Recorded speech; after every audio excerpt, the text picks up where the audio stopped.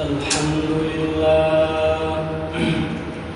الحمد لله نحمده ونستعينه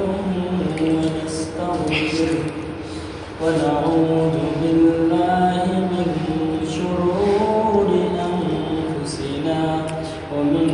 سيئات أعمالنا من يهده الله فلا مضل له ومن يضلله فلا هادي له أشهد أن لا إله إلا الله وأشهد أن محمدا عبده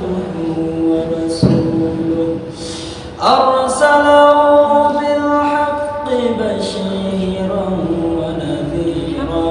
وداعيا إلى الله بإذنه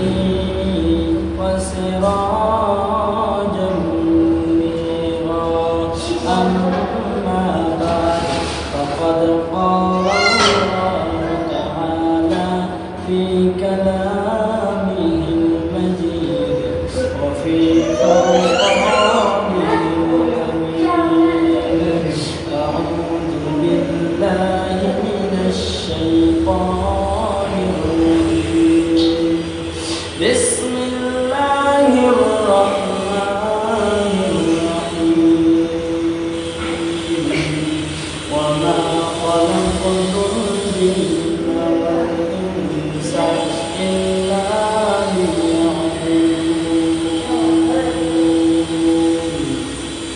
إن الله وملائكته يصلون على النبي يا أيها الذين آمنوا صلوا عليه وسلموا تسليما اللهم صل على محمد وعلى آل محمد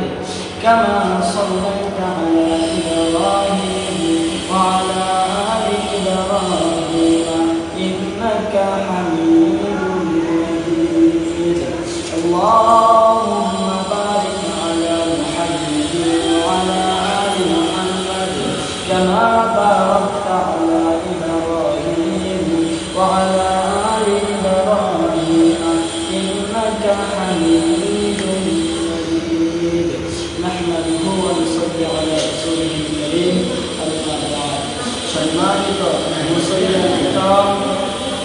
আল্লাহ পাকের লাখ কোটি শুকর যে মহান আল্লাহ পাক রব্বুল আলামিন পবিত্র জুমার দিনে জুমার নামাজ পড়বার জন্য খুতবা শুনবার জন্য